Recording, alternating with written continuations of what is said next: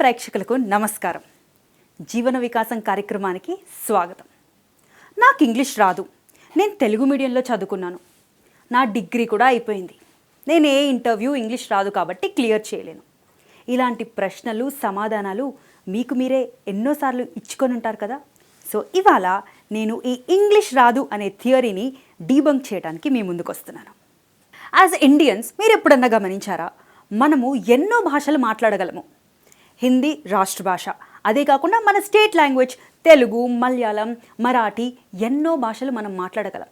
కానీ మనం బయట ప్రదేశాలకు వెళ్తే వాళ్ళు ఇంగ్లీష్ మాత్రమే మాట్లాడగలరు, లేదా స్పానిష్, ఫ్రెంచ్, రష్యన్ అంటూ వాళ్ళ భాష మాత్రమే మాట్లాడగలరు.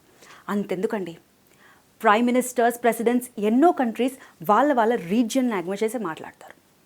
సో డెఫినెట్లీ మనకున్న స్కిల్స్, లాంగ్వేజ్ స్కిల్స్ వాళ్ళకంటే డెఫినెట్లీ బెటర్. ఒక్కసారి ఆలోచించండి నేను చెప్పిన ఈ మాట.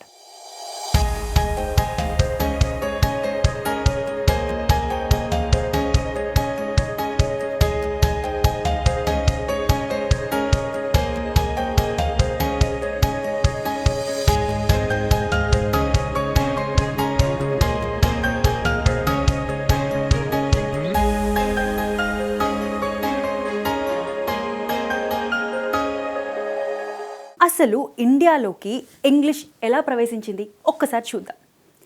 3 ఫేజెస్లో అయ్యిందండి. మొదటిది ఈస్ట్ ఇండియా కంపెనీ ఇండియాలోకి వచ్చింది 1600స్లో. తర్వాత ఆల్మోస్ట్ 1835లో ఇంగ్లీష్ అనేది ఒక లాంగ్వేజ్గా మనకు ఎడ్యుకేషన్ సిస్టంలోకి ఇంట్రడ్యూస్ అయింది. ఇది మెకలేస్ మినిట్స్ అని ప్రొడ్యూస్ చేశారు థామస్ మెకలే. దాంట్లో అతను ఏమన్నారో తెలుసా అండి, నాకు బాగా టచ్ అయిన మాట అండి. మనము ఇండియన్స్కి ఇంగ్లీష్ నేర్పించాలి, ఎందుకంటే వాళ్ళకు ఇంగ్లీష్ నేర్పిస్తే మన బిజినెస్లో వాళ్ళు మనకు పనికొస్తారు. Indian in blood and colour, English in taste and culture. అర్థమైందా అండి? మనము రక్తంతో చూస్తే మనం ఇండియన్స్, మన ఆలోచనలు మాత్రం ఇంగ్లీష్ అవుతాయి అని వాళ్ళు ఆలోచించి ఇంగ్లీష్ని మన ఎడ్యుకేషన్ సిస్టంలోకి ఇంట్రడ్యూస్ చేశారు. ఇకపోతే మూడవ స్టేజ్, ఇండిపెండెన్స్ అయిపోయిన వెంటనే 1947లో అఫీషియల్ లాంగ్వేజ్గా ఇండియాని హిందీతో పాటు ఈక్వల్ స్టేటస్ ఇచ్చారు. ఈ 3 ఫేజెస్లో ఇంగ్లీష్ ఎవల్యూషన్ అయ్యి ఇండియాలోకి చేరింది. ఇంకా ఇప్పటికీ హిందీ రాష్ట్ర భాష ముఖ్యమా లేదా ఇంగ్లీష్ ఇంటర్నేషనల్ భాష ముఖ్యమా అంటూ ఎన్నో డిబేట్స్ జరుగుతూ ఉంటాయి. But whatever it is, English is lingua franca అండి. లింగ్వా ఫ్రాంకా అంటే ఏంటో తెలుసా? కమ్యూనికేషన్ జరగటానికి ప్రపంచవ్యాప్తంగా యూజ్ చేయగలిగిన ఒకటే లాంగ్వేజ్. మీరు తప్పిపోయినా, ఏదైనా దేశంలో ఇరుక్కుపోయినా మీరు ఇంగ్లీష్ కొద్దో గొప్ప వస్తే మేనేజ్ చేస్తూ బయటపడవచ్చు. మరి ఇలాంటి ఇంగ్లీష్ని నేర్చుకుంటే మనకు బెనిఫిటే, కానీ వై ఆర్ వి స్కేర్డ్? భయంతో ఇంగ్లీష్ నేర్చుకోకుండా ఎందుకు తడబడుతున్నాం? సో 3 ఫేజెస్ ఆఫ్ ఎవల్యూషన్ చూసాం కాబట్టి ఇప్పుడు అసలు ఇంగ్లీష్ భాష మనకు ఎందుకంత ఇబ్బందిగా ఉందో 3 ప్రాబ్లమ్స్ చూద్దాము. Are you ready? The first problem is mother tongue influence అండి. మాతృభాష మన చుట్టూతా ఉంటుంది. సో చిన్నప్పటి నుంచే మాతృభాష వింటూ ఉంటాం కాబట్టి ఏనాడు కూడా అమ్మ వచ్చింది, నాన్న వచ్చాడు అని గ్రామర్ నేర్పించలేదు. కానీ మనం అలా పట్టుపట్టేసి తెలుగు నేర్చుకుంటూ పెద్దగయ్యాం. కానీ ఇంగ్లీష్ వేరేలాగా నేర్పిస్తారు, అది మనం కొంచెం సేపు తర్వాత చూద్దాం. ఇకపోతే రెండవ ప్రాబ్లం అండి, మన సొంత కొలొకేషన్స్ కనుక్కుంటూ ఉంటాం. కజిన్, బ్రదర్, ఫారిన్ రిటర్న్ అంటూ కొత్త మాటలు కనిపెట్టేస్తుంటాం. అవి అసలు ఇంగ్లీష్ భాషలోనే లేవు. బిగ్ డాడీ, స్మాల్ డాడీ, పెద్ద నాన్న, చిన్న నాన్న, అయ్యో మరి అన్ని బాంధవ్యాలు ఉన్నాయే మనకు. సో మనం కొత్త పేర్లు కనుక్కుంటూ కొలొకేషన్స్ క్రియేట్ చేస్తూ ఉంటాం. అన్నప్రాసన, rice eating ceremony, thread ceremony, ఇలా ఎన్నో కొలొకేషన్స్ కొత్తగా కట్టుకుంటూ వెళ్తూ ఉంటామండి. That is a mistake. మూడవది, మనము మదర్ టంగ్ ఇన్ఫ్లుయెన్స్లో ట్రాన్స్లేషన్స్ చేస్తూ ఉంటాము. ఫర్ ఎగ్జాంపుల్, ఇంటి వెనుక అని చెప్పడానికి బిహైండ్ ది హౌస్ అని చెప్పకుండా బ్యాక్ సైడ్ ఆఫ్ హౌస్ అనేస్తూ ఉంటాం. It is absolutely wrong. We need to remember that కొన్ని పదాలు తెలుగులో ఉంటాయి, ఇంగ్లీష్లో ఉండవు. ఇంగ్లీష్ భాష గురించి ఒక్కసారి డీటెయిల్గా అవలీలుగా అర్థం చేసుకుందామండి. 4 skills of English language. English భాషలో 4 స్కిల్స్ అంటే 4 స్తంభాలు అనుకోవచ్చు. ఈ 4 స్తంభాల గురించి మనం తెలిస్తే భాష మీద గట్టిగా పట్టుపట్టవచ్చు. First one is L, second S, RW, LSRW. ఈ 4 గురించి మనం డీటెయిల్గా తెలుసుకుందాం. ఎల్ అంటే లిసనింగ్ అండి. ఎలా లిసన్ చేస్తాము? హియర్ చేస్తాము. అసలు లిసన్కి హియర్కి తేడా ఏంటో తెలుసా? మీరు బస్లో కూర్చున్నారు, కండక్టర్ వేరే వాళ్ళని టికెట్ అడుగుతున్నారు, వాళ్ళని అడుగుతున్నారు, వీళ్ళని అడుగుతున్నారు, మీ వరకు వచ్చారు. కానీ మీ వరకు వచ్చి మిమ్మల్ని పిలిచినప్పుడు మీరు హియర్ చేస్తారా, లిసన్ చేస్తారా? దాని డిఫరెన్స్ తెలుసుకుందాము. మీ చుట్టూతా జరిగేవి మీకు వినిపిస్తూనే ఉంటాయి, మీరు అటెన్షన్ ఇవ్వరు, దాన్ని హియర్ అంటారు. కానీ మీరు అటెన్షన్ కంప్లీట్గా ఇచ్చి వినేదాన్ని లిసన్ అంటారు. చాలాసార్లు మనము ఇంగ్లీష్ భాషకు వచ్చేసరికి లిసన్ చేయమండి, వింటూ పోతాము. లిసన్ చేసినప్పుడు మనం ఆ భాషని అర్థం చేసుకోవడానికి ప్రయత్నిస్తాము. ఇదే పెద్ద డిఫికల్టీ. ఒక క్లాస్ రూమ్లో టీచర్ చెప్పేటప్పుడు we listen to the teacher, మనం హియర్ చేయము. అదే బస్ స్టాండ్లో, వెజిటబుల్ మార్కెట్లో we just hear and ignore. ఇది లిసనింగ్. దీంట్లో ఇంటెన్సివ్గా వింటాము, సమ్టైమ్స్ గట్టిగా వినము. ఇలా చాలా మెథడ్స్ ఉంటాయి. LSRW, listening, speaking, reading, writing. ఒక చిన్న బేబీని ఎగ్జాంపుల్గా తీసుకుందాం. ఆ బిడ్డ పుట్టిన వెంటనే తల్లిదండ్రుల మాటలు వింటూ ఉంటుంది. That is listening. తనకు భాష అని తెలియకముందే, అది ఇంగ్లీష్, తెలుగు అని డిఫరెన్షియేట్ చేసుకోకముందే ఆ బిడ్డ లిసనింగ్ ద్వారా పదాలను తన డిక్షనరీలోకి యాడ్ చేసుకుంటూ ఉంటుంది. ఎస్. దాని తర్వాత మెల్లగా 6-7 మంత్స్ వస్తున్నప్పుడు రిపీట్, అమ్మ, దుద్దు, నాన్న, దాదా అని ఏదో ఒకటి రిపీట్ చేస్తుంది. That is yes, speaking. ఇంకా ముందుకు వెళ్తే కొంచెం పెద్దగా అయిన తర్వాత రీడింగ్ చేస్తుంది. చార్ట్స్ చూపిస్తాం, ABCD అని తల్లి చెప్తూ ఉంటుంది, బేబీ రిపీట్ చేస్తూ ఉంటుంది. ఇదంతా అయిపోయిన తర్వాత W అని తను రైటింగ్కి ఇంట్రడ్యూస్ చేస్తాము మనము అక్షరాభ్యాసం తర్వాత. ఇది మన ప్రాసెస్ ఆఫ్ లెర్నింగ్. సో భాషని ఇలా నేర్చుకుంటున్నామా లేదా? ఒకవేళ మీరు ఈ విధానంలో నేర్చుకోకపోతే మనము ఖచ్చితంగా లాంగ్వేజ్ లెర్నింగ్లో ఫెయిల్ అయినట్టే. That brings me to the next topic and that is 3 problem areas అండి. ఫస్ట్ ప్రాబ్లమ్ ఏరియా ఏంటి అంటే మన ఎడ్యుకేషన్ సిస్టమ్ అండి. మన ఎడ్యుకేషన్ సిస్టంలో మనం ఎంతసేపు ఉన్నా చదవాలి అనేదే ఫస్ట్ ప్రయారిటీగా చూపిస్తూ ఉంటారు. వాళ్ళు వెళ్ళగానే రైటింగ్ ఇంట్రడ్యూస్ చేసేసి ABCD రాపిచ్చేస్తారు ఒక LKG చైల్డ్కి. కానీ మనం అది మదర్ టంగ్లో అలా చేయము. మదర్ టంగ్లో పిల్లవాడు 6 మంత్స్ 5 మంత్స్ ఉన్నప్పుడే తెలుగు భాషని ఆల్రెడీ ఫెమిలరైజ్ చేసేస్తాము. ఇంగ్లీష్కి వచ్చేసరికి LKG వరకు వెయిట్ చేసి ABCD ఇంట్రడ్యూస్ అవుతుంది, అంటే డైరెక్ట్గా రైటింగ్ ఇంట్రడ్యూస్ అవుతుంది. అవ్వాల్సింది లిసనింగ్ అయితే అవ్వేది రైటింగ్. That's a failure. ఇంకా ఎడ్యుకేషన్ సిస్టమ్ గురించి డీటెయిల్గా మాట్లాడుకోవాలంటే చాలా స్కిల్డ్గా, ఎంతో ఎక్కువ చదివి మంచి పర్సంటేజ్లో పాస్ అయిన వాళ్ళు కూడా, MA ఇంగ్లీష్ చేసిన వాళ్ళు కూడా బేసిక్ ఇంగ్లీష్ కమ్యూనికేషన్ చేయలేని వాళ్ళని నేను ఎంతోమందిని చూశానండి. The idea behind this is ఇంగ్లీష్ని స్కూల్స్లో ఒక సబ్జెక్ట్గా ఇంట్రడ్యూస్ చేస్తారు. మ్యాథ్స్ ప్రాబ్లం చేయలేకపోయినా భయం ఉండదు, హిస్టరీ కాన్సెప్ట్ అర్థం కాకపోయినా భయం ఉండదు, సైన్స్ డైజెస్టివ్ సిస్టమ్ అర్థం అవ్వకపోయినా భయం ఉండదు. కానీ ఇంగ్లీష్లో మాట్లాడమంటే భయం వచ్చేస్తుంది. ఎందుకంటే ఇంగ్లీష్ని లాంగ్వేజ్ ఓరియంటేషన్లో కాకుండా ఒక సబ్జెక్ట్ లాగా స్కూల్స్ మనకు ఇంట్రడ్యూస్ చేస్తున్నాయి. అందుకే భయం. అంతకు మించి రైటింగ్లో అనలైజ్ చేస్తారు, కానీ స్పీకింగ్లో ఏ టెస్ట్ కూడా జరగదు. ఒకవేళ జరిగినా 5 మార్క్స్ 10 మార్క్స్ అంటూ 3-4 మంత్స్కి ఒకసారి స్పీకింగ్ టాస్క్ అవుతుంది. ఎప్పుడూ మాట్లాడని వాడు సడన్గా డిగ్రీ అయిపోయిన తర్వాత ప్లేస్మెంట్లో కూర్చున్నప్పుడు మరి స్పీకింగ్ టాస్క్లో ఎలా విన్ అవుతాడు? That is the failure of education system with regards to English language అండి. ఒక మాతృభాష ఎలాగైతే మనము స్పీకింగ్తో ఫెమిలియరైజ్ అయ్యాక మనం రాసామో ఇంగ్లీష్లో అది జరగటం లేదు. అది ఒక ఫెయిల్యూర్ అవ్వటం వల్ల మనలో చాలామందికి ఇంగ్లీష్ అంటే భయం వచ్చేస్తుంది. This is the failure of education system. ఇంకా ముందుకు వెళ్దాం ప్రాబ్లమ్స్లోకి. సెకండ్ ప్రాబ్లం వచ్చేసి వీ వాంట్ ఫాస్ట్ రిజల్ట్స్ అండి. ఈ రోజుల్లో అందరికీ 2 minutes మ్యాగీ నూడిల్సే కావాలి. ఫాస్ట్గా రిజల్ట్స్ వచ్చేసేయాలి, ఫాస్ట్గా ఇన్కమ్ వచ్చేసేయాలి, అన్నీ ఫాస్ట్గా కావాలి. కానీ మీరిచ్చే ఇన్పుట్ ఏంటి? ఏమీ లేదు. We need to understand that మనము ఎంత ఇన్పుట్ ఇస్తే అంత అవుట్పుట్ వస్తుంది. మనం ఎంత కష్టపడి 21 days spoken English, 40 days spoken English అంటూ కాకుండా మనము ఎంత దీర్ఘంగా ఆ భాష మీద పట్టుపట్టాలని ప్రయత్నిస్తామో దానికి ఈక్వల్గా మనకు ఫలితం బయటకు వస్తుంది. The third one is lack of awareness అండి. మనలో చాలామందికి ఇంగ్లీష్ ఎలా నేర్చుకోవాలో తెలియకుండా పోతుంది. అసలు టెక్నాలజీని, ఇంటర్నెట్ని ఎలా వాడాలో మనం మిస్యూజ్ చేస్తూ ఉంటాం. ఎంతమంది ఫోన్స్లో స్నాప్చాట్, ఇన్స్టాగ్రామ్, ట్విట్టర్ అంటూ యాప్స్ ఉన్నాయి, కానీ మీ ఫోన్లో అసలు ఒక డిక్షనరీ ఉందా? ఎంతమంది ఇంగ్లీష్ని నేర్చుకోవాలని ప్రయత్నం చేస్తున్నారు? మనలో చాలామంది స్క్రోల్ చేస్తూ ఉంటారు. అసలు ఈ రోజుల్లో అటెన్షన్ స్పానే తగ్గిపోయింది. ఎవ్వరికి ఒక పెద్ద యూట్యూబ్ వీడియో అవసరం లేదు, but they want reels and shorts. అలా చూస్తూ టైంపాస్ అయిపోతూ ఉంటుంది. If that is the case, మనము నాలెడ్జ్ ఇంప్రూవ్మెంట్ ఎలా చేసుకుంటాము? So these are the 3 problem areas మనము అడ్రస్ చేసుకొని దానికి సొల్యూషన్ చూసుకోగలగాలి.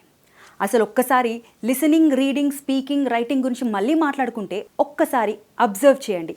లిసనింగ్ ఈజ్ 56% అండి. అసలు టోటల్ కమ్యూనికేషన్లో మనం రోజు శాతంలో చేసేది లిసనింగే ఎక్కువ.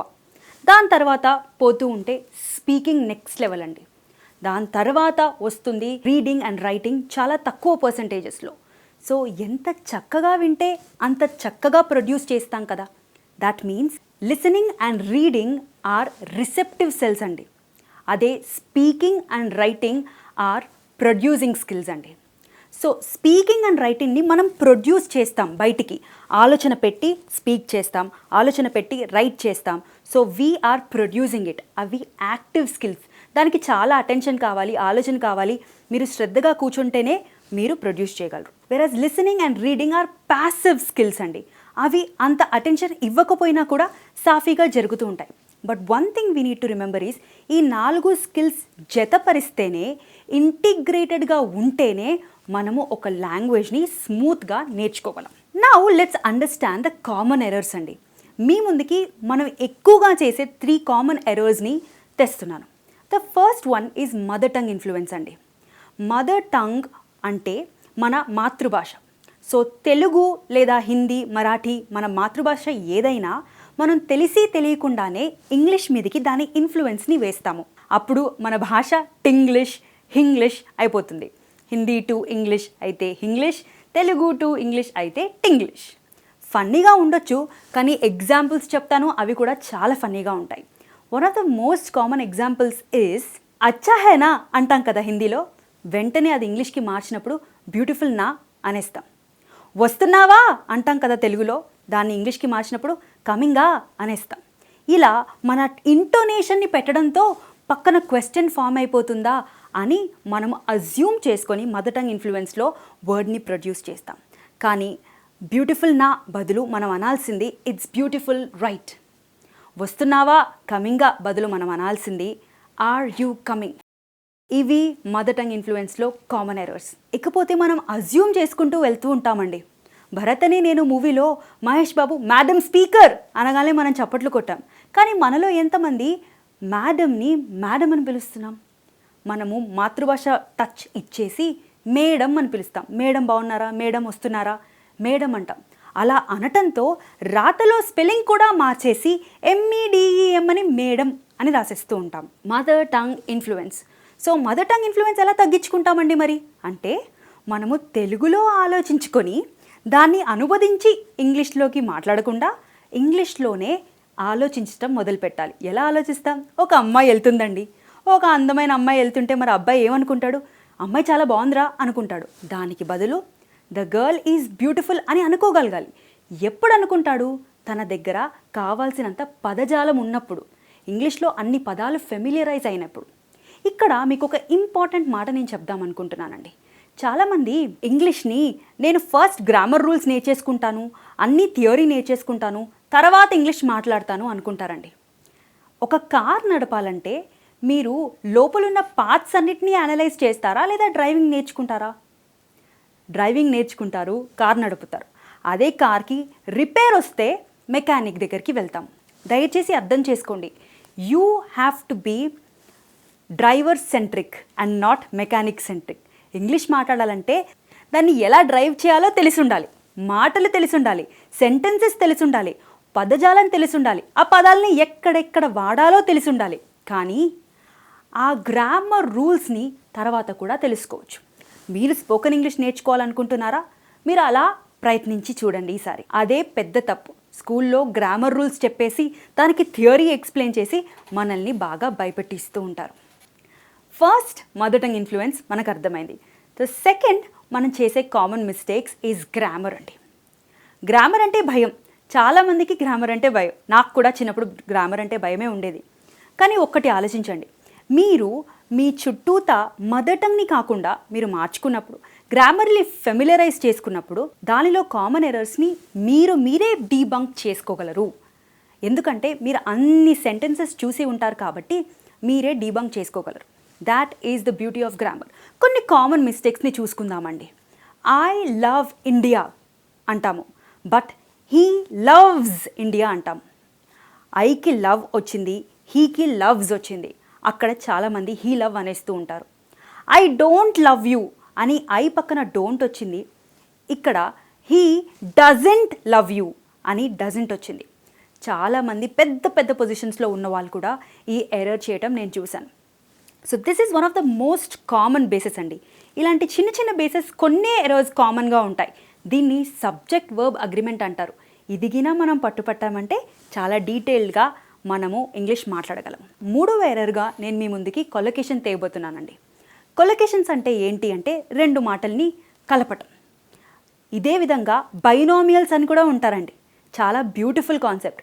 బైనామియల్స్ గురించి మనం మాట్లాడుకుందాము, కొలొకేషన్స్ గురించి ఫస్ట్ మాట్లాడుకుందాం. మాతృభాషని బేస్గా తీసుకొని కొత్త కొత్త పదాలని మనం కొలొకేట్ చేస్తూ మార్కెట్లోకి రిలీజ్ చేస్తాం. కొన్ని అయితే ఫేమస్ అయిపోయి డిక్షనరీలో కూడా యాక్సెప్ట్ చేస్తారు. మరి కొన్ని అయితే ఇండియనైజ్డ్గా ఎర్రర్స్ లాగా ఉండిపోతూ ఉంటాయి. రైస్ ఈటింగ్ సెరమనీ అంటారు అన్నప్రాసనని, లేదా థ్రెడ్ సెరమనీ అంటారు. ఇంకా ముందుకు వెళ్తే ఫారిన్ రిటర్న్ అంటారు, కజిన్ బ్రదర్ అంటారు. అసలు ఇంగ్లీష్లో కజిన్ బ్రదర్, కజిన్ సిస్టర్ అనే కాన్సెప్టే లేదు. వాళ్ళు కజిన్స్ మాత్రమే. ఇంకా స్పెసిఫిక్గా అబ్బాయా అమ్మాయా చెప్పాలనుకుంటే మై బ్రదర్, మై సిస్టర్ అంటారు, బట్ కజిన్ సిస్టర్ లేదు.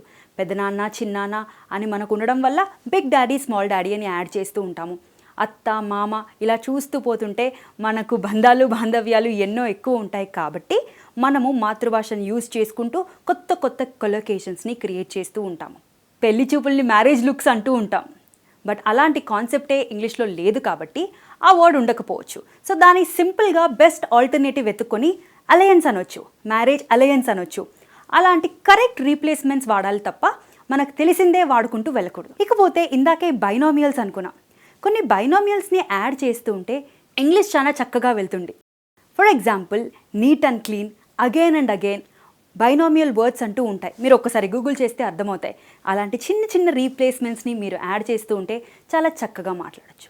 ఇవి 3 errors of English language that we do. మరి 3 ఎర్రర్స్ తెలుసుకున్నాం కదా, దీనికి సొల్యూషన్స్ ఏంటి? అసలు ఫ్లూయెంట్గా ఎలా అవుతామో తెలుసుకుందామా? మరి ఇన్ని ప్రాబ్లమ్స్ మాట్లాడుకున్నాము, ఇంగ్లీష్ ఎలా వచ్చిందో తెలుసుకున్నాము, ఇంగ్లీష్ భాషలో ఉన్న స్కిల్స్ తెలుసుకున్నాము, అన్నీ తెలుసుకున్నాం. కాబట్టి ఇప్పుడు ఏం స్టెప్స్ తీసుకుంటే ఇంగ్లీష్లో డిఫికల్టీ లేకుండా ఫ్లూయెంట్గా మాట్లాడుకుందామో తెలుసుకుందాం. దీనికి నేను మీ ముందుకు తెస్తున్నాను 3 ఈస్. ద ఫస్ట్ ఈ అండి, ఎన్వైరన్మెంట్. మీ ఎన్వైరన్మెంట్లో ఏముంది? మీ ఎన్వైరన్మెంట్లో 7:30కి కార్తీక దీపం, 9:30కి బిగ్ బాస్ ఇది ఉందా? ఇఫ్ మీ ఎన్వైరన్మెంట్లో ఇది ఉంటే మీకు తెలుగు భాష మీద పట్టు ఉంటుంది, కానీ ఇంగ్లీష్ ఎలా ఉంటుంది? Change your environment. మీ చుట్టూతా ఇంగ్లీష్ లాంగ్వేజ్తో మీ ఎన్వైరన్మెంట్ని సరౌండ్ చేసుకోండి. ఇంగ్లీష్ పాటలు, ఇంగ్లీష్ మాటలు, ఇంగ్లీష్ న్యూస్, ఇంగ్లీష్ సినిమాస్ అంతా ఇంగ్లీష్లో.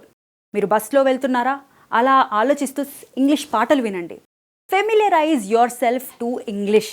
ఎంత ఎక్కువగా మీ చుట్టూతా మీ ఎన్వైరన్మెంట్ ఇంగ్లీష్ ఉంటుందో అంత ఎక్కువగా మీరు ఇంగ్లీష్ వర్డ్స్కి ఫెమిలియరైజ్ అవుతారు. ఏదన్నా ఒక మూవీ చూస్తున్నారా? వెంటనే సబ్ టైటిల్స్ లేకుండా ఆ మూవీ చూడండి. మీరు చాలాసార్లు వినింటారు సబ్ టైటిల్స్ పెట్టుకొని ఇంగ్లీష్ అర్థం చేసుకోండి అని.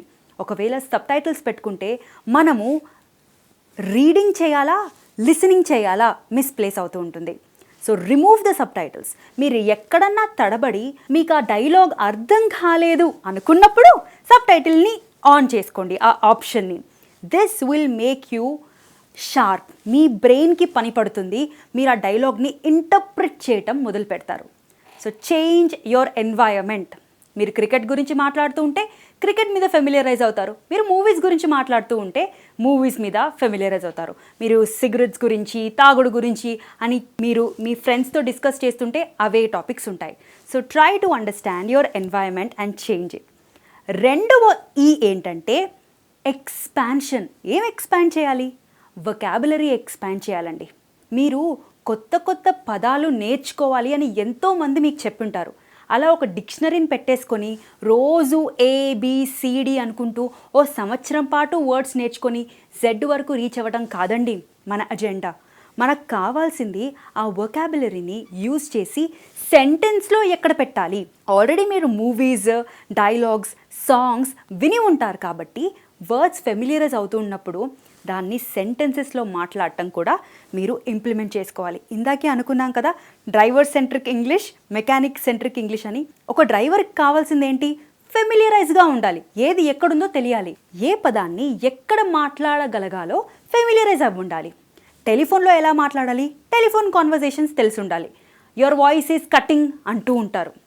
దానికి best and the right one is your voice is jarring, your voice is cracking. కానీ మనం ఏమంటాము? కట్ అవుతుంది ని ట్రాన్స్లేట్ చేసుకొని యువర్ వాయిస్ ఈజ్ కటింగ్ అనేస్తూ ఉంటాం. బట్ అనాల్సింది your voice is breaking, jarring, cracking అనాల్సినవి రైట్ వర్డ్స్. వాళ్ళు ఉన్నారా, వీళ్ళు ఉన్నారా, నా పేరు ఇది అని మనం ఫోన్లో ఎలా ఇంట్రడ్యూస్ చేసుకుంటామో మనకు క్లారిటీ ఉండాలి. ఎందుకంటే కొన్ని సిచ్యువేషన్స్లోనే మనం ఫోన్ వాడుతూ ఉంటాము.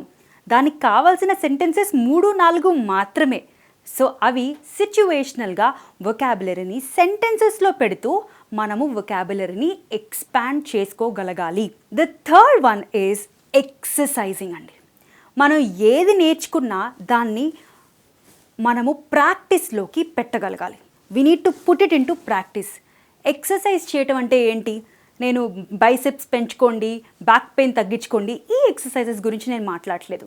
మరి పై 2 స్టెప్స్లో నేర్చుకున్న అటెంప్ట్ ఏదైతే ఉందో, ఫస్ట్ దాంట్లో మీరు ఎన్వైర్న్మెంట్ చేంజ్ చేసుకున్నారు, సెకండ్ దాంట్లో మీరు ఎక్స్పాన్షన్ ఆఫ్ వొకాబులరీ చేసి కొత్త కొత్త సెంటెన్సెస్ నేర్చుకున్నారు. The third one is exercising. పై రెండిటిని మూడవ దాంట్లో మీరు లైవ్గా ప్రాక్టికల్ అప్రోచ్లో ప్రొడ్యూస్ చేయాలండి. ఎలా? మీరు ఒక బడీయింగ్ పార్ట్నర్ని వెతుక్కోగలగాలి. లేదా పార్ట్నర్ ఎవరు దొరకకపోతే best and the most beautiful mirror talk అండి. మీరు మిర్రర్ ముందు నిల్చొని ఏదో ఒకటి మాట్లాడడానికి ప్రయత్నించండి. పొద్దున్న లేచిన వెంటనే ఈ రోజంతా మీరేం చేయాలో రివైజ్ చేసుకోండి. రాత్రి పడుకునే ముందు ఈ రోజంతా ఏం చేశారో రివైజ్ చేసుకోండి. ఇదేదీ కాదు, ఓ మెట్రో, బస్, MMTSలో కూర్చుంటున్నారా, కార్ నడుపుతున్నారా, బండి నడుపుతున్నారా, జస్ట్ అ మినిట్ జామ్ చేసుకోండి. ఏంటి జాము, బ్రెడ్, బటర్ అంటున్నాను అనుకుంటున్నారా? జస్ట్ అ మినిట్ అంటే 1 మినిట్ ఏదో ఒక టాపిక్ గురించి తెలుగు రాకుండా రిపీట్ చేయకుండా మాట్లాడటమే. ఏంటిది అంటే, ఫర్ ఎగ్జాంపుల్ నేను బస్లో కూర్చున్నాను, వెంటనే ఒక 60 సెకండ్స్ తెలుగు రాకుండా వర్డ్స్ రిపీట్ చేయకుండా ఒక చిన్న 1 సైడెడ్ టాక్ మాట్లాడటమే. అంటే I am sitting in the bus, I am near window, the ticket is 20 rupees అంటూ ఎన్ని సెంటెన్సెస్ పాసిబుల్ అయితే అన్ని సెంటెన్సెస్ని 59 సెకండ్స్ వరకు చేస్తూ ఉండండి. This is jam session. So మీ అటెంప్ట్ని మీరు మిర్రర్ టాక్లో, జామ్ సెషన్లో చేస్తూ ఉంటే ఇంగ్లీష్ మీద పట్టు ఎందుకు రాదండి? మనము ఎన్నో విషయాలు తెలుసుకున్నాము, కానీ తెలుసుకోవడమే కాదండి, listening will not help anything. ఆ లిసన్ చేసిన దాన్ని మనం ప్రొడ్యూస్ చేస్తూ స్పీకింగ్లో పెట్టినప్పుడే మనం ఇంగ్లీష్ని మాస్టర్ చేయగలము. మీరు, నేను, ఎవరన్నా ఒక లాంగ్వేజ్గా చూడాలి, సబ్జెక్ట్గా చూడకూడదు. Language works for you if you try. So గ్రామర్లో ఇంకా కామన్ మిస్టేక్స్ గురించి మాట్లాడాలంటే స్టేటివ్ వర్బ్స్ అండి. ఇవేంటో తెలుసా? మన ఫీలింగ్స్ అండ్ అగ్రిమెంట్స్, ఇమోషన్స్ కూడా.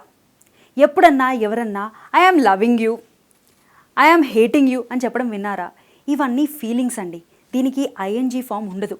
చాలామందికి తెలియకుండా I am agreeing, I am feeling అని చెప్తూ ఉంటారు. ఇలాంటి చిన్న చిన్న చేంజెస్ మీరు చేసుకోవటం చాలా ముఖ్యం. దానికోసం రూల్స్ తెలిసి ఉండాలి. ఎప్పుడైతే మీరు ఈ 3 E's ఫార్ములా ఫాలో అవ్వగలుగుతారో, environment, expansion of vocabulary and exercising your English, ఈ 3 చేసుకున్న తర్వాత అప్పుడు మనం గ్రామర్ని ఇంట్రడ్యూస్ చేసుకుందాము, దాని మీద పట్టు సాధిద్దాము. రెనన్ మార్టిన్ అప్పుడే రావచ్చు, ప్రసాదరావు అప్పుడే రావచ్చు, అన్ని గ్రామర్ బుక్స్ అప్పుడు రావచ్చు. ఎప్పుడైతే మీరు డ్రైవర్ సెంట్రిక్ మెథడ్లో ఫస్ట్ ఇంగ్లీష్ని పదజాలంతో ఫెమిలియరైజ్ అవుతారో అది ముఖ్యం. దాని తర్వాత లోపలున్న ఫార్ములాస్ మెకానిక్ సెంట్రిక్ మెథడ్లో నేర్చుకుందాం. టెన్షన్ ఏమీ లేదు.